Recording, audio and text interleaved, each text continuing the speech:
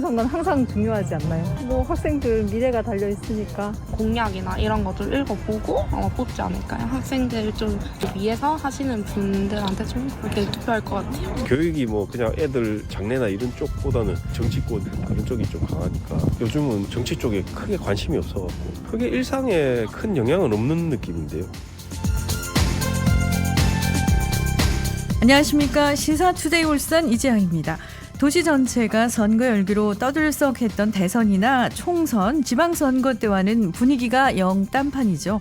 길가에 간간히 눈에 띄는 선거 벽보나 현수막을 보면 그제서야 조금 있으면 보궐선거구나 하고 깨달으시는 분들 아마 많이 계시지 않을까 싶은데요. 울산 시민 전체 85%가 유권자인 큰 선거지만 이번 울산교육감 보궐선거에 대한 시민들의 관심은 이전만큼 뜨겁지 않은 게 현실입니다. 투표가 중요하다는 건 누구나 잘 알고 있지만 보궐선거 특성상 투표율이 공휴일로 지정돼 있지 않고 상대적으로 홍보가 부족한 점도 한몫을 하는데요. 오늘 리포터 현장 시간에는 2023 울산교육감 보궐선거 사전투표가 하루 앞으로 다가온 가운데 보궐선거를 바라보는 시민들의 목소리 들어보고요. 투표율을 끌어올리기 위한 울산시 선관위의 다양한 대책도 함께 살펴보겠습니다. 이어서 정기용 변호사와 함께 일상에 도움이 되는 법률 정보 살펴보는 법률 포커스 시간도 마련되어 있습니다. 잠시 후에 함께해 주십시오.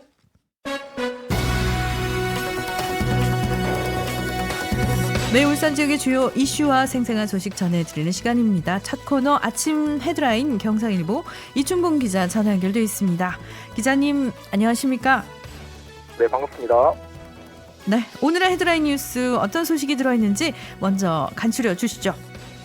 네, 울산시가 드론을 활용해서 재난에 대응한다는 소식, 아스콘 공장 인근 주민들의 건강 조사 결과가 나왔다는 소식, 그리고 울산시가 소년체전을 앞두고 숙박업소에 협조 서한문을 보냈다는 소식까지 전해드리겠습니다. 네, 하나씩 이야기 나눠보죠. 먼저 울산시가 재난안전도시 구축을 위해서 드론을 활용하기로 하고 실증에 나섰다는 소식부터 자세히 들어볼까요?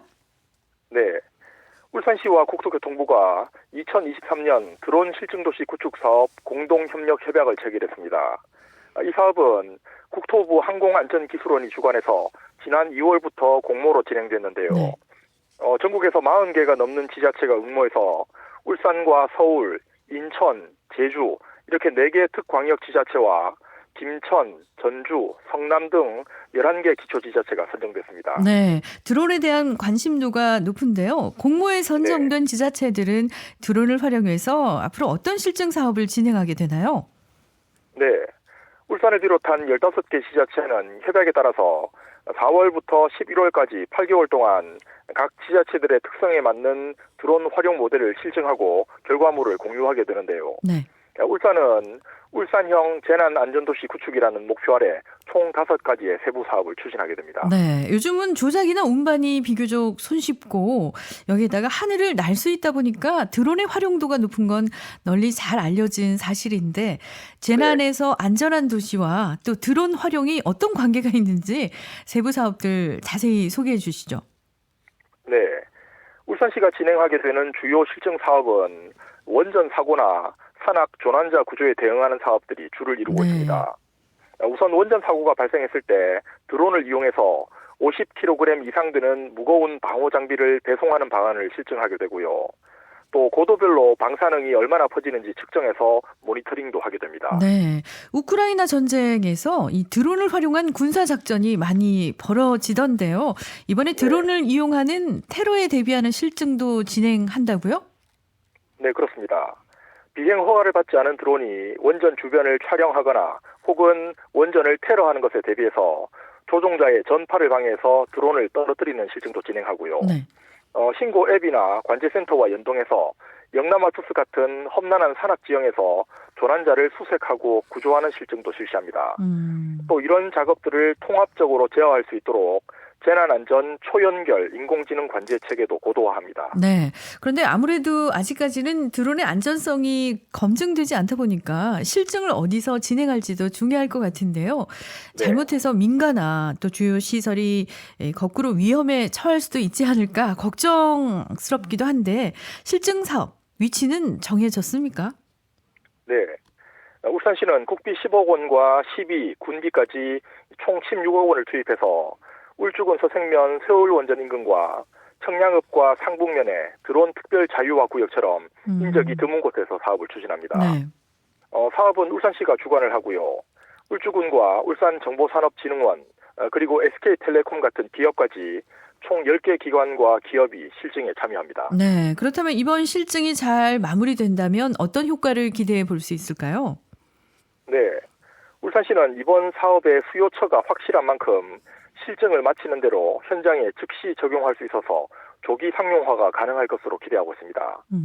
특히 드론 산업이 울산시의 역점 사업인 도심 항공교통 UAM 사업에 기반이 되는 만큼 UAM 사업을 추진하는 데도 탄력을 받을 것으로 전망하고 있습니다. 네.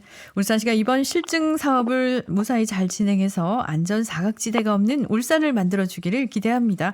드론이 상용화되면서 활용도가 점차 다양해지고 있더라고요.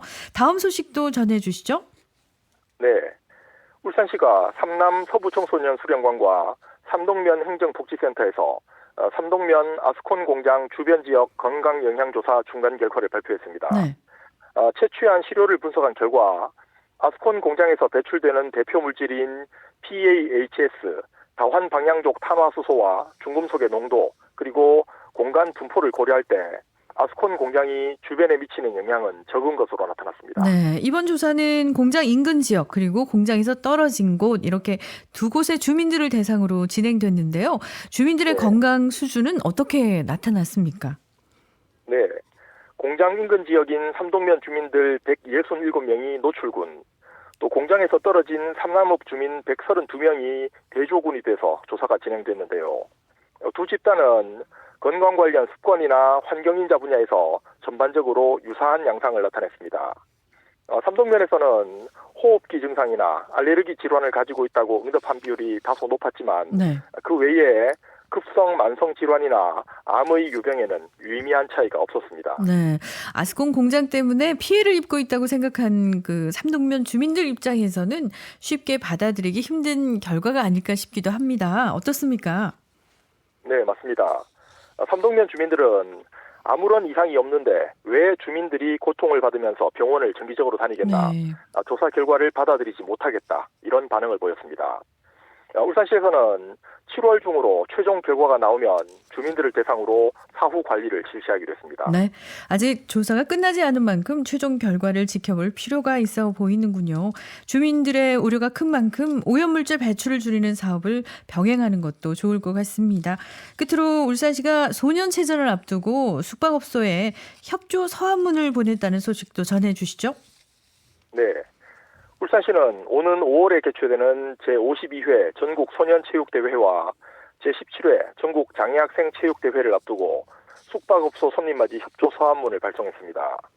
서한문은 숙박업소의 요금 인상이나 예약 거부 같은 숙박 관련 민원 발생에 대비해서 숙박업소 업주들의 협조를 요청하는 내용으로 작성됐습니다. 네. 지난해 전국체전을 치르면서 숙박과 관련한 민원이 많이 발생했는데요. 어린 선수들이 보다 쾌적한 환경에서 머물 수 있도록 지역 숙박업소들의 협조 기대해 보겠습니다. 오늘 소식 여기까지 듣겠습니다. 아침 헤드라인 지금까지 경상일보 이춘문 기자였습니다. 고맙습니다. 네, 감사합니다.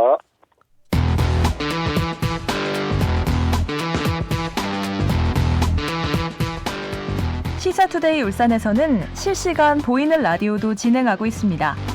유튜브에서 KBS 울산, 시사투데이 울산 검색하시면 현재 방송을 보실 수 있습니다.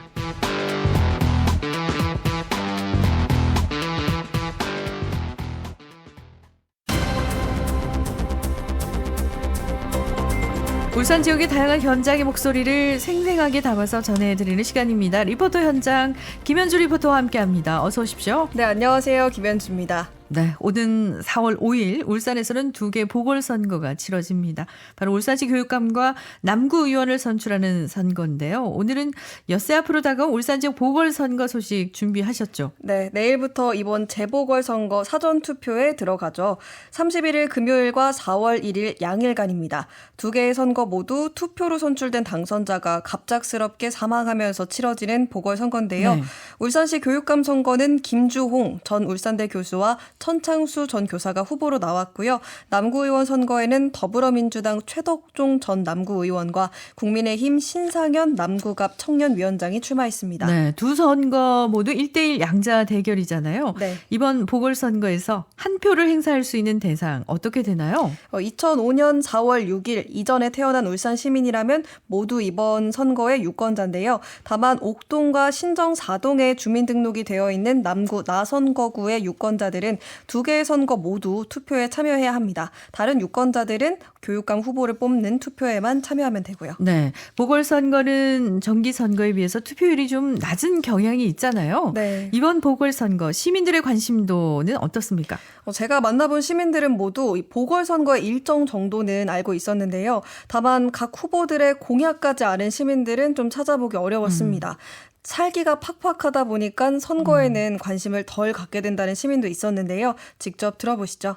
교육감 선거는 늘 중요하지 않을까요? 울산에 이제 학생들한테 많이 영향 미치는 거니까. 집으로 그게 날아오잖아요. 그것도 그렇고 뉴스도 보고 그리고 선거차 이렇게 다니니까. 근데 잘 모르시는 분들이 많이 나왔더라고요. 그래서 아직은 잘 모르겠고 일단은 시간 보고 할 것 같아요. 예, 투표 자체도 좀 별로. 그러니까 내가 특별히 관심 있는 사람이 있거나 하면 투표 쪽에 관심이 있을 건데 요즘 이제 경기나 이런 쪽이 많이 좀 이렇게 안 좋다 보니까 오히려 이런 정치권 쪽에 대해서 조금 둔감해지는 느낌이에요. 사는 쪽이 더 이렇게 좀 오니까. 그냥 선거 용지만 저희 그거 보고 이제 잘 몰라요. 네. 삶에 치이다 보니까 투표에 좀 무관심해진다는 건 안타까운 일이잖아요. 네. 유권자의 한 표, 사회의 방향을 바꿀 만큼의 힘이 있다는 걸 잊어서는 안 될 텐데요. 그래서 울산시 선거관리위원회에서는 다양한 방식으로 이번 선거 홍보하고 있죠. 네, 울산 선거관리위원회는 이 광고판이나 현수막을 이용한 홍보는 물론이고요. 버스킹 공연과 홍보단을 운영해서 시민들의 투표 참여를 독려하고 있습니다. 뿐만 아니라 울산의 장생포 고래빵 그리고 해월땅과 같은 향토 기업들과 함께 선거빵을 만들었는데요. 네. 이곳에서는 선거일까지 투표 문구를 새긴 고래 모양의 빵을 판매합니다. 선거빵까지 이번 보궐선거를 알리기 위한 재밌는 홍보들이 진행되고 있네요. 네. 선거 당일이 공휴일이 아니다 보니까 일을 하는 분들도 계시지 않습니까? 네. 근무 중이라도 투표 시간을 보장받을 수 있죠. 네, 공직선거법을 보면 사전투표 기간과 선거일 모두 일을 하는 근로자들은 투표 시간을 보장받을 수 있는데요. 네. 울산시 선관위에서도 울산의 근로자들이 투표하는 데 지장이 없도록 이런 내용들을 기업과 기관들에게 알리고 있습니다. 관련 내용은 울산광역시 선거관리위원회 김정곤 사무처장에게 들어보시죠. 우리 울산 선관위에서는 이번 보궐선거에 있어서도 직장인들이 사전투표 기간인 3월 31일과 4월 1일 그리고 선거일인 4월 5일에 모두 근무하는 경우에는 고용주에게 투표에 필요한 시간을 청구할 수 있음을 안내를 하고 있습니다. 그래서 공문이라든가 그리고 게시판에 비치하도록 하는 방식으로 안내를 하고 있고요. 그리고 공직선거법 제6조에 따르면은 고용주는 근로자가 투표하기 위하여 필요한 시간을 청구하면 이를 보장해 주어야 하고 정당한 사유 없이 이를 보장하지 않으면 1천만 원 이하의 과태료가 부과되도록 하고 있습니다. 또한 같은 법 6조 3항에서는 공무원, 학생 또는 다른 사람에게 고용된 사람이 투표하기 위해 필요한 시간은 보장되어야 하며 이를 휴무 또는 휴업으로 보지 않도록 규정하고 있습니다. 네, 투표 시간이 보장된다. 물론 법으로는 정해져 있지만 막상 직장에서는 분위기 살피느라 잘 지켜지지 않는 경우가 덜어 있죠. 네. 투표에 참여하는 건 눈치 볼 일이 아니고 오히려 민주 시민으로서 모범을 보이는 일일 텐데요. 맞습니다. 일터에서도 선거 참여를 독려하고 장려하는 문화가 확산됐으면 싶습니다.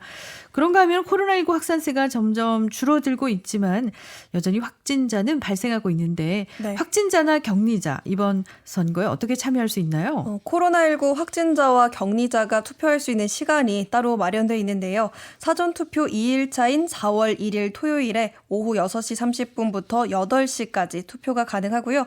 또 선거 당일인 4월 5일 수요일에는 오후 8시 30분부터 9시 30분까지 투표에 참여할 수 있습니다. 네, 또 거동이 어려운 선거인은 선관위에서 제공하는 교통편을 이용해서 투표소까지 갈 수가 있죠? 네, 투표소까지 이동하기가 좀 어려운 선거인은 선관위로부터 교통편을 제공받을 수 있는데요. 사전투표일과 본투표일 모두 이런 지원이 가능합니다. 자세한 내용은 울산광역시 선거관리위원회 김정곤 사무처장을 통해서 들어보겠습니다.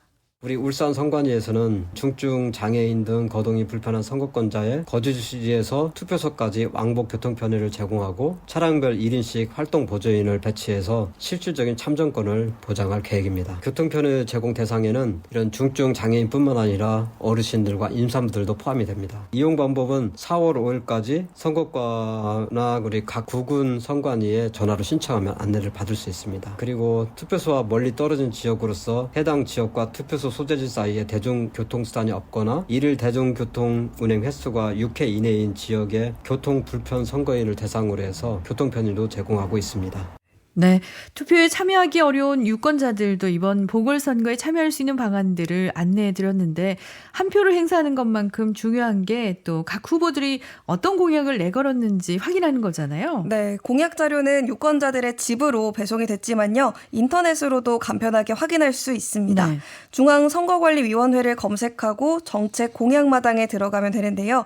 두 선거 모두 양자 대결이 되면서 이 공약보다 후보자들의 정치적 성향이 중심이 되는 것 아니냐 하는 이런 우려가 나오고 있는 만큼 유권자들 모두 어떤 사람이 더 나은 울산을 만드는 데 적합한지 공약을 통해서 따져보면 좋을 것 같습니다. 네. 울산의 발전은 시민들의 적극적인 투표 참여로부터 시작된다고 해도 과언이 아닐 겁니다. 내일과 모레 사전투표도 좋고요. 4월 5일 수요일에 열리는 본투표도 좋습니다. 유권자 분들은 잠깐이라도 시간을 내서 후보들의 공약 살펴보시고 소중한 한 표 꼭 행사하시길 바랍니다. 리포터 현장 오늘은 4월 5일 치러지는 울산의 보궐선거와 관련한 다양한 정보 전해드렸고요. 지금까지 김현주 리포터였습니다. 고맙습니다. 네, 감사합니다.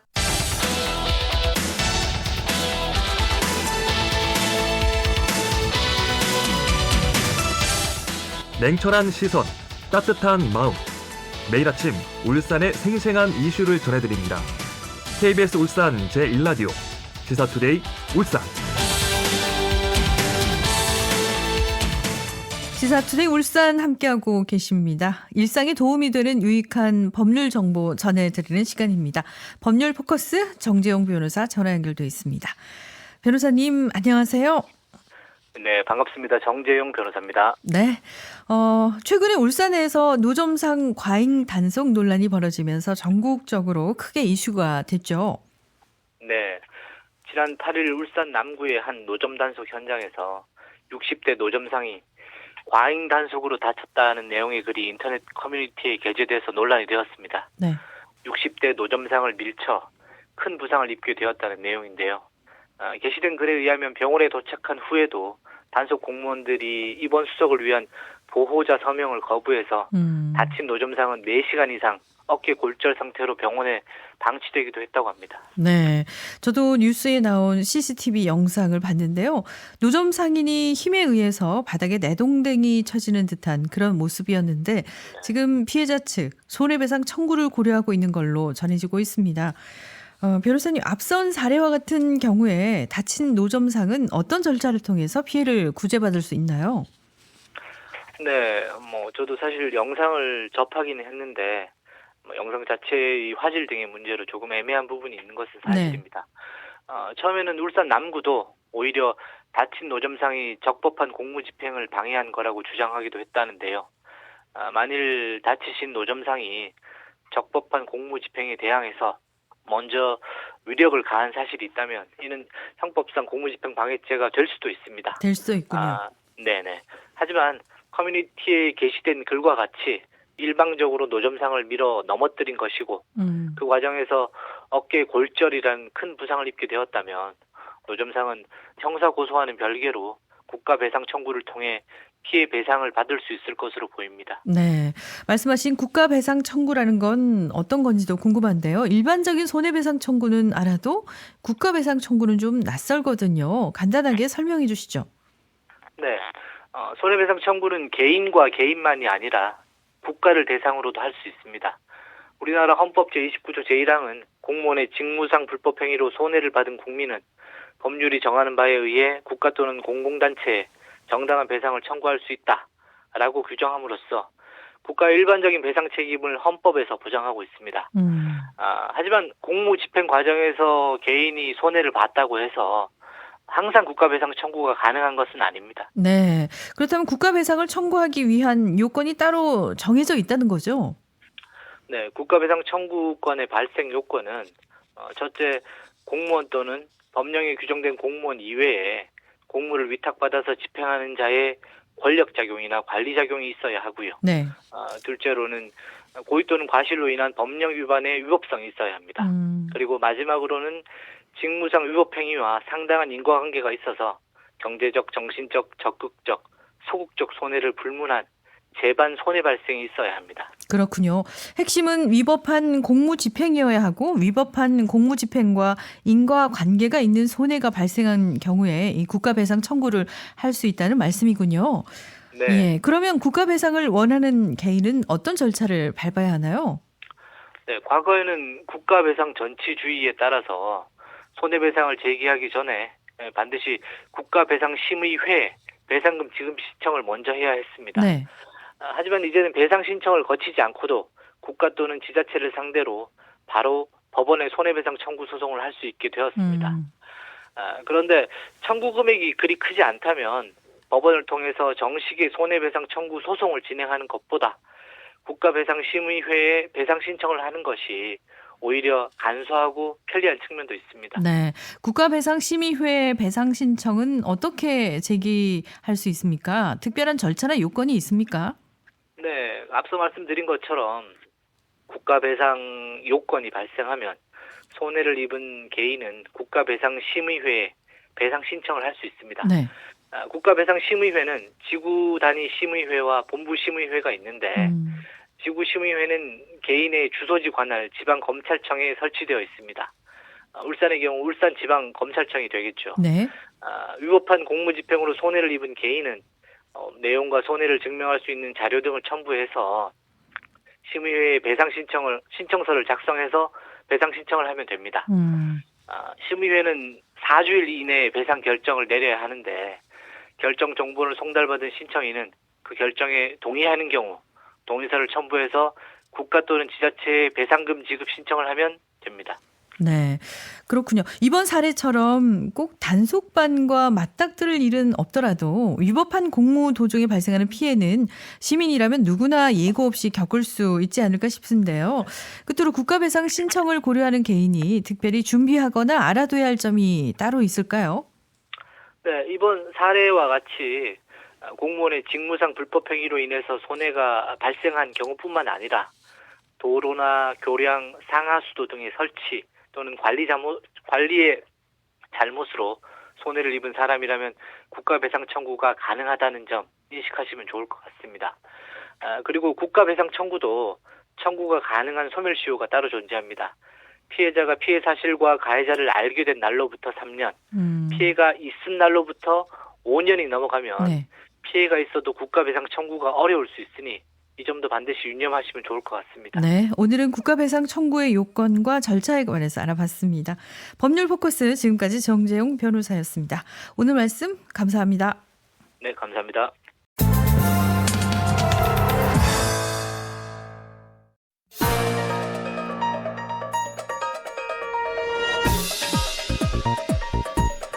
오늘의 브리핑입니다. 거의 매일같이 다양한 통계들이 발표되고 있습니다. 우리는 통계를 비교하고 분석해서 미래를 전망하고 대책을 찾기도 합니다. 최근 행정안전부가 발표한 주민등록인구 통계가 관심을 끕니다. 2월 기준 울산 시민의 평균 나이가 43.1세 이른 걸로 나타났는데요. 이번 조사에서는 울산의 5개 구군 가운데 유일하게 북구만이 39.8세로 아슬아슬하게 평균 나이 30대를 유지했고요. 중구는 45세로 평균 연령이 가장 높았습니다. 10년 만에 울산 전체 평균 나이가 무려 6.1세가 많아지면서 본격적인 고령화 사회로 접어들고 있다는 걸 보여주고 있습니다. 통계를 처음 집계한 2008년 울산의 평균 연령은 34.3세였습니다. 이후 11년 만인 2019년에는 40.3세로 처음으로 40세를 넘어섰고요. 2021년 41.7세, 2022년 42.4세 이렇게 매년 평균 나이가 올라갑니다. 10년 전만 하더라도 평균 나이 37세로 전국 17개 시도 가운데 가장 젊은 도시였지만 해를 거듭할수록 순위가 뒤로 밀리고 있는 상황인 겁니다. 울산연구원은 울산의 평균 나이가 증가하는 현상을 놓고 과거 산업화 시기에 울산으로 대거 유입된 베이비 부모 세대 등 신고령층 비율이 높은 걸 이유로 들었는데요. 반면에 젊은 층 유입은 줄어들어서 고령화가 급속하게 진행되기 때문이라는 분석을 내놓고 있습니다. 이렇듯 젊음의 상징이던 울산이 이제는 늙어가고 있습니다. 통계를 통해서 변화의 이유를 찾아야 할 필요성이 절실합니다. 또다시 젊은이들이 찾는 활력 있고 생동감 있는 젊은 도시 울산을 만들기 위해서는 다양한 노력이 시급합니다. 이상 오늘의 브리핑이었습니다.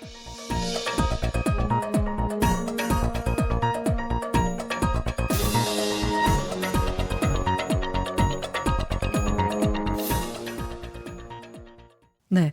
시사투데이 울산은 월요일부터 금요일까지 매일 아침 8시 30분부터 함께하고 있는데요. 아침 헤드라인 시간에는 울산매일신문 김진영 편집국장, 경상일보 이춘봉 기자와 함께 울산의 주요 일간지의 따끈따끈한 소식들을 전해드리고 있고요. 금요일 정가 소식 시간에는 울산 지역 광역기초의회 의원들과 지역의 현안들을 깊이 있게 들여다봅니다. 리포터 현장 코너에서는 김현주 리포터가 울산 곳곳에 생생한 현장을 발빠르게 취재해서 담아오고 있고요. 집중 인터뷰 시간에는 매주 이슈가 되는 주제나 인물과 관련해서 풍성한 이야기 나눠보는 시간도 마련했습니다. 매일 요일별 정보 코너도 준비되어 있고요. 네, 매일 풍성한 소식과 함께하는 시사투데이 울산, 울산의 아침을 여러분과 함께 열어갑니다. 그리고 실시간 보이는 라디오도 함께 진행하고 있죠. 유튜브 KBS 울산, 시사투데이 울산 검색하시면 현재 방송을 보실 수 있습니다. 3월 30일 목요일에 함께한 시사투데이 울산, 오늘은 여기서 인사드립니다. 지금까지 기술의 고명석, 작가 최영은, 연출 진행의 이지향이었습니다. 내일 아침 8시 30분에 다시 돌아오겠습니다. 고맙습니다.